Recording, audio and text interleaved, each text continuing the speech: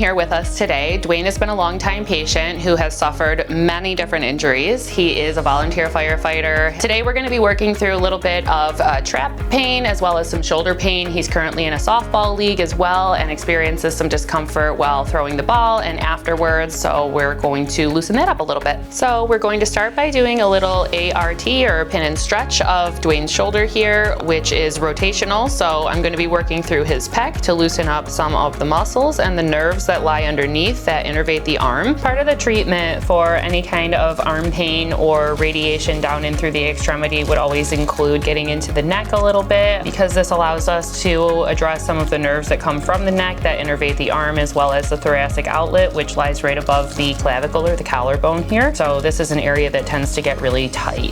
He does have a little bit of a tighter neck from all of the physical activity that he does, but the adjustment will help to loosen up some of the muscles that surround the joints as well as the joints themselves.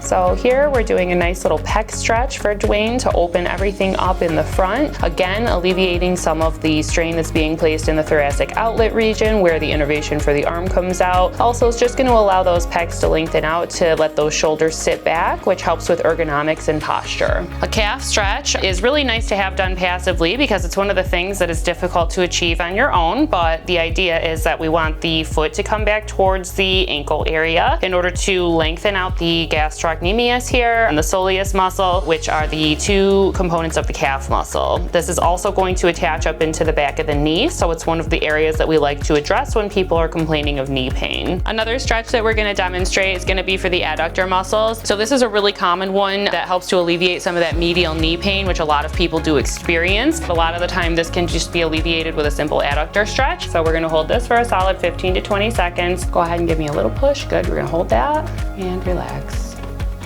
And you can see the increase in the range of motion that that allows for. So just gonna start with stretching out his hips a little bit, doing some internal external rotation, and kind of going along the glute med, min, and max. And his piriformis. Pressure okay? Okay. So here we're just doing some flexion distraction on his low back, and this helps to just decompress the area, loosen some tightened musculature through his low back, and overall feels pretty good. So essentially what cupping does is help to bring circulation to the area that's being cupped. It's also going to cause a little bit of micro injury to the area, which helps to bring healing factors to the spot. And while those work on his low back, I'm just gonna work on his upper back a little bit more.